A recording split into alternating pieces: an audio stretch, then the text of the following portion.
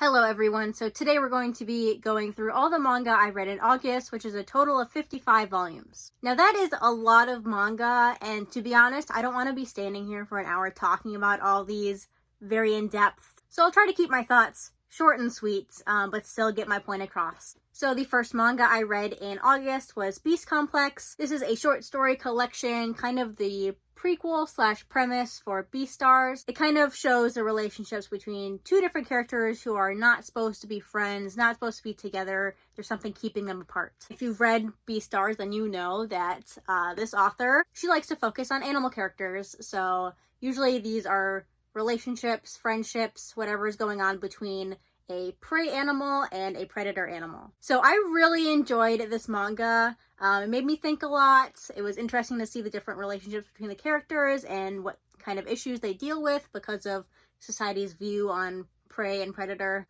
I guess I'm kind of discussing it more in the Zootopia terms of prey and predator, but this one is actually more carnivores and herbivores. I also really enjoy the art. I think it really works for something like this where you're drawing animal characters. I do know she has another manga coming out pretty soon here called Drip Drip or Drip Drop or something like that. And I think that one focuses on human characters. So it'll be interesting how her art looks in that kind of story. Whereas in this, I think it really works here. We'll see how her human characters look.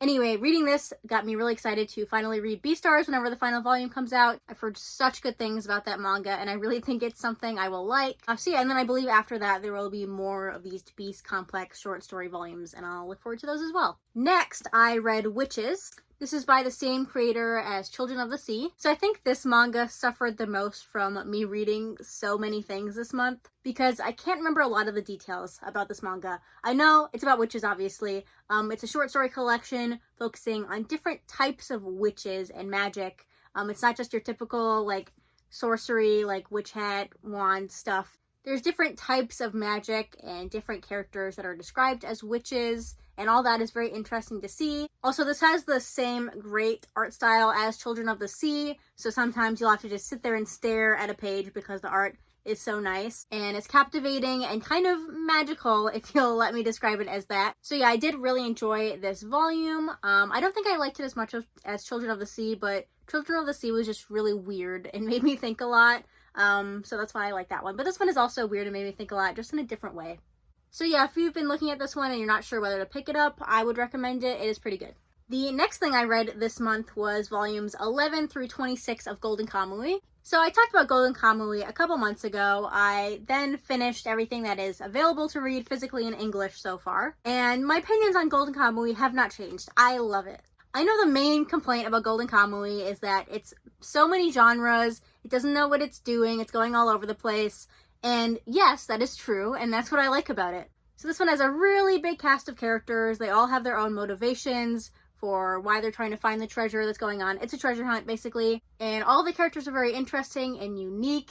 You're never going to mistake one for the other. It's probably not going to happen. If we try to identify all of these genres that this manga is, we could go on forever, but a couple of them are action manga, obviously, historical. You learn a lot about history and the Ainu culture in here. It's a comedy manga. This manga is so funny. I laughed out loud so many times. And it's also obviously a cooking manga. But overall, I love everything about this manga. It's not going to be for everyone, but it's definitely for me. I know it recently completed in Japan. I'm very excited to see the ending. However, because I am so close to the ending, I think it was 31 or 32 volumes in Japan. The releases in English are going to slow down pretty heavily.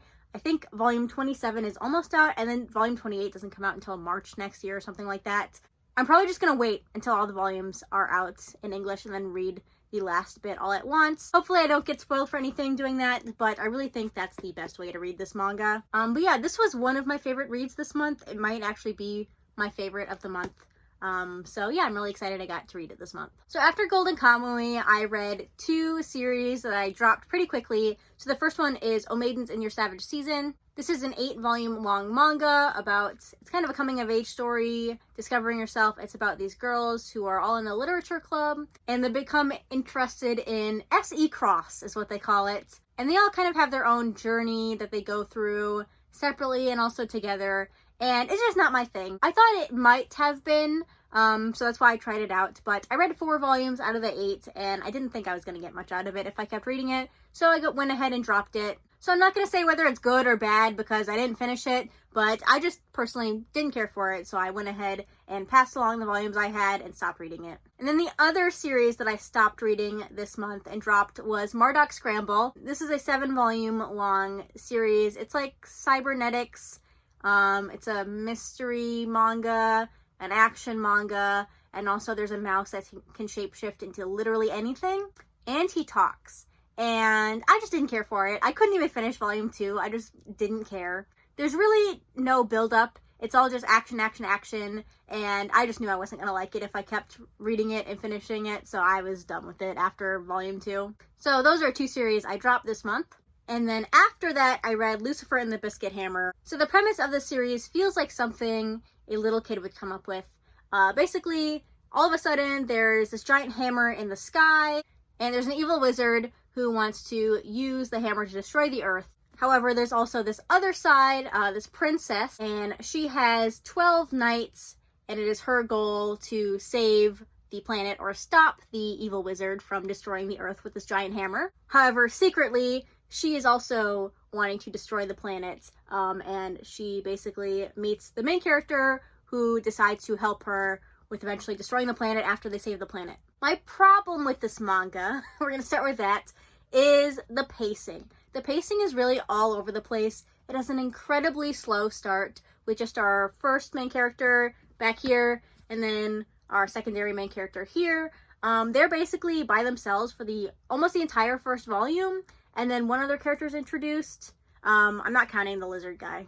And I feel like that's all that happens in this first omnibus. So you have this really slow introduction of the characters, which is fine if that is the pace it wants to go for the entire series, but then bam, you have like 10 different characters introduced all at the same time. And I feel like that pacing issue really continued throughout at least the first half of the manga. There are these build-ups to these battles, and then the battle happens, and then it just ends. And I personally was left kind of unsatisfied with some of those battles. However, I do think after volume 6 or so, it gets a lot better. It kind of becomes more focused on what it's trying to do. Everything after volume 6 was really enjoyable. I liked seeing the characters grow and develop and become friends. I do think I would like it more if I reread it, because then I would be already introduced to the characters, and kind of having them thrown all at me wouldn't be as jarring as it was. So even though I said all those negative things about it, I did end up enjoying the series. I liked the characters. I liked how it was all wrapped up for the most part. At this point, I wouldn't say I like this more than Spirit Circle. I definitely prefer Spirit Circle over this. But I did end up enjoying this, and I would like to reread it in the future to see if my opinion on the first half changes. Overall, I definitely don't think it's worth the price tag that it's going for at the moment. You can read the entire series on Crunchyroll if you would like to, and I would definitely recommend that over paying the kind of ridiculous prices this is going for. However, I am glad I read it, especially because I noticed a kind of parallel in all of the works by this author that I have read so far. And so far, the only one that's available in English that I haven't read yet is Planet With. That one's also available to read on the Crunchyroll app. So I want to read that one and see if it has the same kind of thing going on as these other ones do. So yeah, I'm done talking about this. I feel like I talked about this for too long. And after that, I read Colorless, World End Solte, Blackguard, Blue Lock, and Tales of the Kingdom.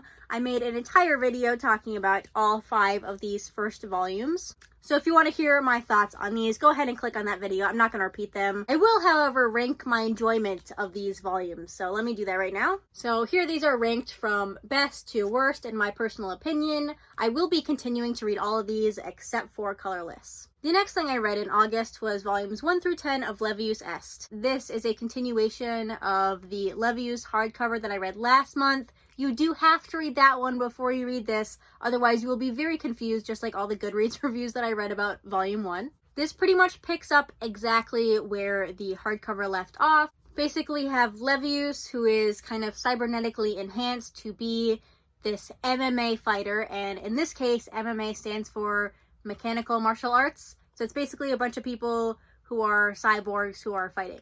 I have pretty much the same opinion about this series as I did the original hardcover. However, there is a lot less of me complaining about the awful villain, because we see a lot less of that in this manga. Once again, I want to repeat, the art in this really carries it. The story is not anything amazing, but the art is just so good. I love looking at it. Because there is so much like steam power going on, because these fighters are powered by steam, it may be a little bit difficult to follow the action. I personally had that problem a couple times, but it didn't really bother me. As for the actual plot, there's just so much stuff going on. So there's obviously the MMA boxing thing going on. This is basically one big tournament arc. There's that, and there's also this threat of war that's going on in the background. Evil corporations, religion, and kind of planet existentialism, if that makes sense. There's just a lot going on here. And honestly, I don't know if I really enjoyed the story. That sounds bad. This manga is just really weird because I feel like every time I write down my thoughts and think about it, I can't identify a bunch of things I really liked about it, but I won't say I didn't like it. Also, I can definitely see that lots of people are not going to like the ending. I kind of liked the ending and the direction it went. So yeah, this is really weird. Definitely not a favorite. Definitely not objectively a good series, but I didn't hate it and I kind of liked reading it. So we're getting close to the end here. The next manga I read in August is barely gonna fit in the screen, but this is Our Colors. This is by the same author as My Brother's Husband, which I also read 5 years ago now, and I really enjoyed that manga. This is about a teenage boy in Japan. He is gay and he hasn't come out to anyone, but he meets this older gay man who runs a cafe, and he kind of becomes his mentor in a way, basically just a friend. And then he also has this relationship with his other friend, his childhood friend, and it's basically the story of that. I've tried to figure out the best way to talk about this because I don't think it is anything groundbreaking. Maybe in Japan it is, but I've read many stories that are similar to this. So I didn't feel like there was anything that really made this stand out from the other similar stories I've read. I do enjoy found family in any manga or book or movie or anything. I love found family, and this definitely has that element in it. I do think this suffered from maybe being cut short a little bit. There are lots of little plot points that are introduced that we never really see a satisfying conclusion for. One of these is that our main character here is an aspiring painter. He's really good at painting, and he wants to paint the cafe that he owns. And we really don't see a satisfying conclusion to that story. There's a reason we don't see that. However, I don't think I liked the way this wrapped up. In particular, there is one scene really did not like. If you want spoilers, message me on Instagram or something and I'll tell you spoilers. But I really did not like that scene, and I just feel like the entire ending could have been done better.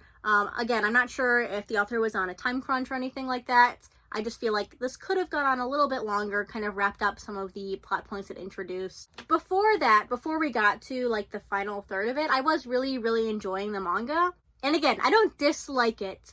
It just went in some directions I didn't like. Personally, I don't think I'm going to be hanging on to this volume. It is just really big. It takes up a lot of space, and I don't think I'm going to reread this manga. Instead, I'll just keep rereading this author's other work, My Brother's Husband, because I feel like that was an amazingly well done series. I do want to mention though that the author's note at the end here makes it very clear that this story is a story that the author is telling to himself. It is the story that he never got to read when he was a teenager and experiencing some of the same things that our main character here was experiencing. And for that reason, it is very important, so I don't want to disregard that at all. I just personally didn't enjoy it as much as I feel like I could have, so I'm going to go ahead and pass this along to someone else. Lastly, I read a big stack of BL manga, and I feel like this video is already long enough. I'm not going to talk about all of these. In fact, I'm not going to really talk about any of them, but I did put them in the order in which I enjoyed them from most to least. So if you want to know my in-depth thoughts on any of these,